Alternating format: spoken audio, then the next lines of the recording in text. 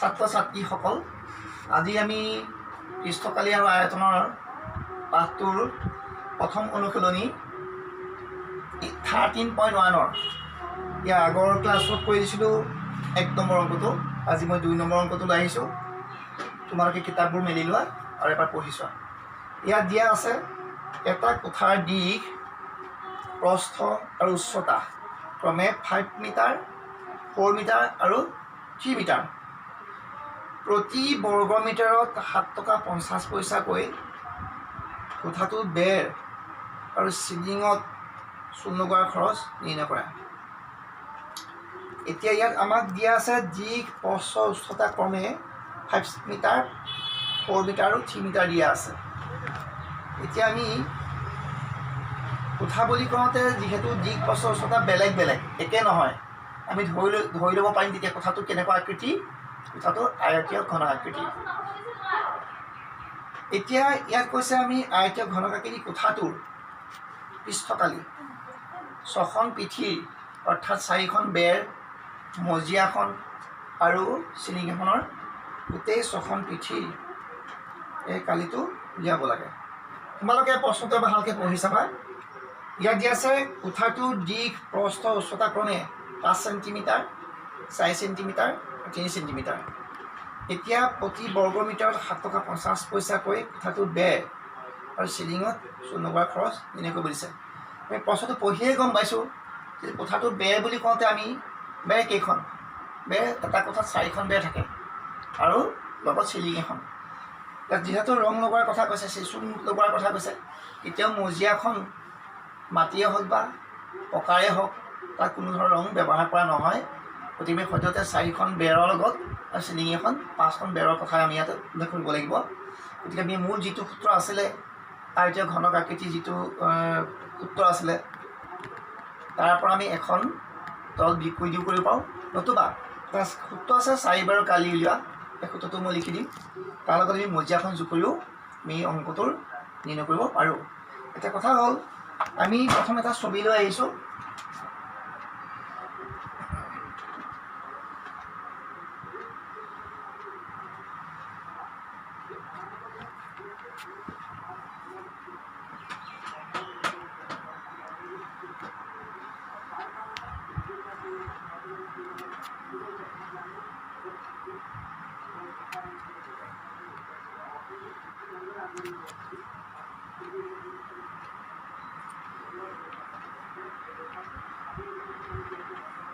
ধৰি লৈছোঁ কোঠাটো এইটো।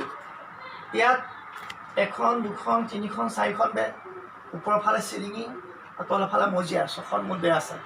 ইয়াৰ যিটো আমাৰ মজিয়াৰ কথা তাত আমি ধৰিব নালাগিব, বাকী 4খন বেৰৰ লগত চিলিঙিৰ কথাটো আহি পৰিব।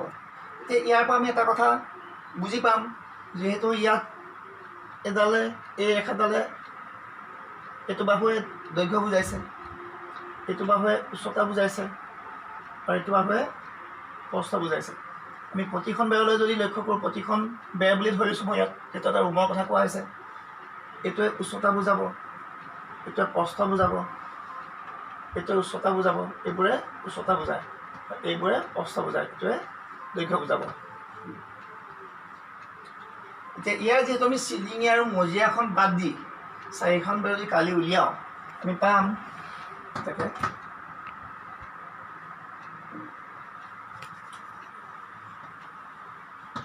আয়তীয় ঘনকৰ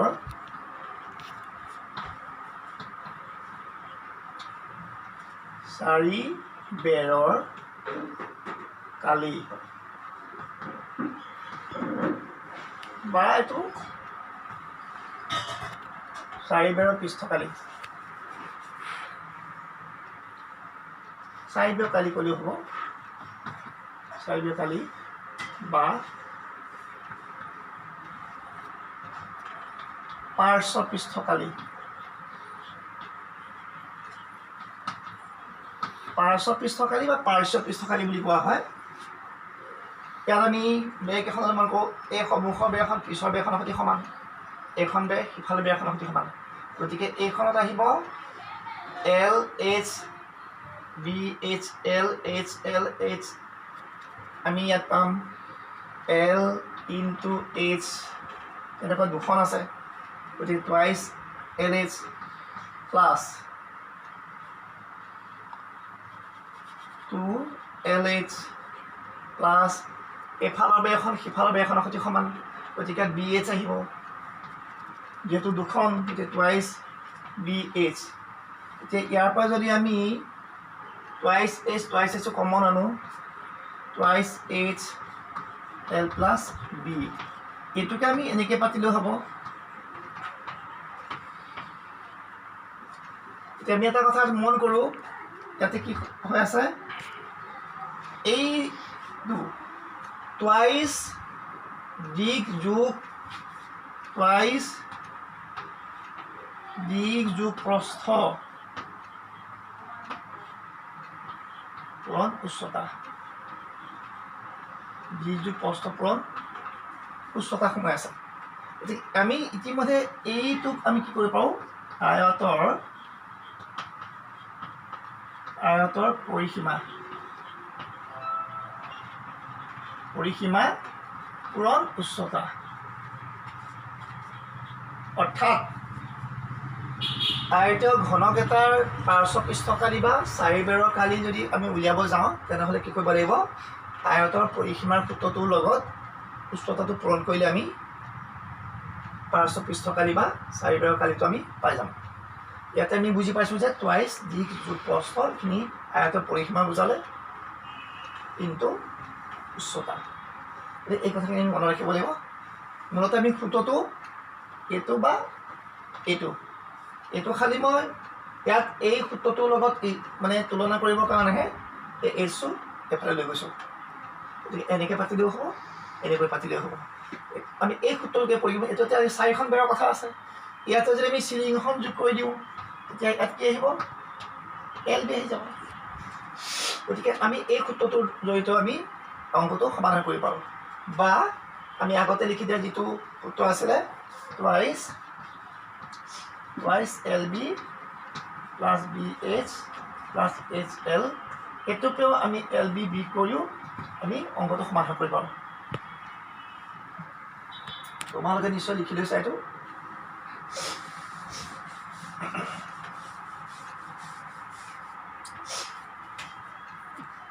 7 নম্বৰ সমাধান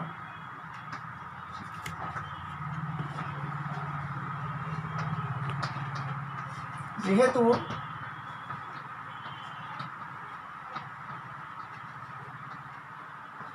দিয়া আছে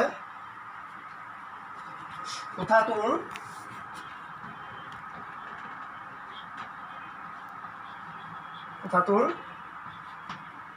দিগ 5 মিটাৰ প্ৰস্থ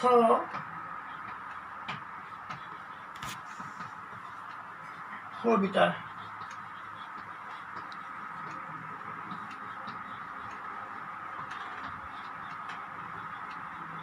উচ্চতা 3 মিটাৰ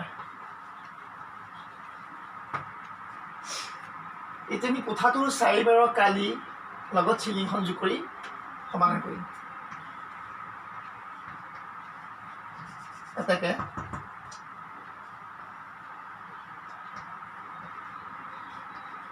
কোঠাটোৰ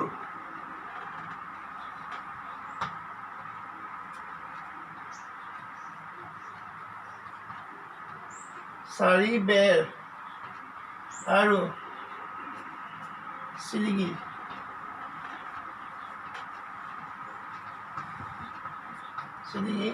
মুঠ কালি চাৰি বেৰ বুলি কওঁতে টুৱাইচ মনত ৰাখিবলৈ কাৰণে পাৰিছিলোঁ L plus B into H plus LB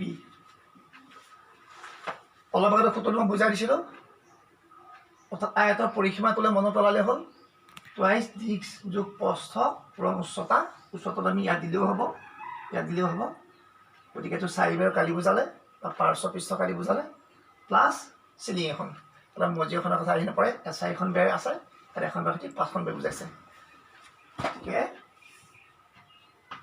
twice L মানে হ'ল 5 বি মানে 4 উচ্চতা 3 যোগ এল ইনটু বি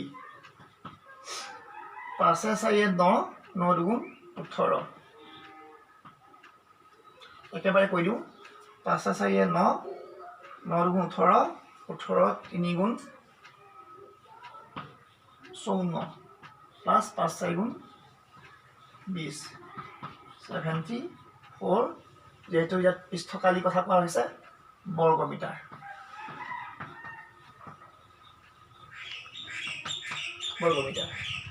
এইখিনিতে আমি 4খন বেৰৰ চিলিঙিৰ যিটো কালিটো উলিয়ালোঁ এতিয়া আমাক কৈছে প্ৰতি বৰ্গমিটাৰটো হ'ল প্ৰতি বৰ্গমিটাৰত 7 টকা 50 পইচাকৈ চন্দুবা খৰচ এতিয়া আমি লিখিব পাৰোঁ এতিয়া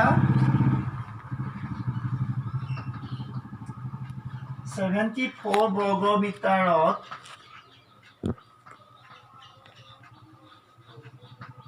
বৰ্গমিটাৰত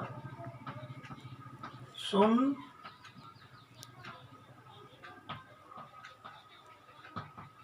লগোৱা খৰচ 7 টকা প্ৰতি বৰ্গমিটাৰত চূণ লগোৱা খৰচটো 7 টকা 50 পইচা এতেকে 74 বৰ্গমিটাৰত চূণ লগোৱা খৰচ 74 ইনটু 750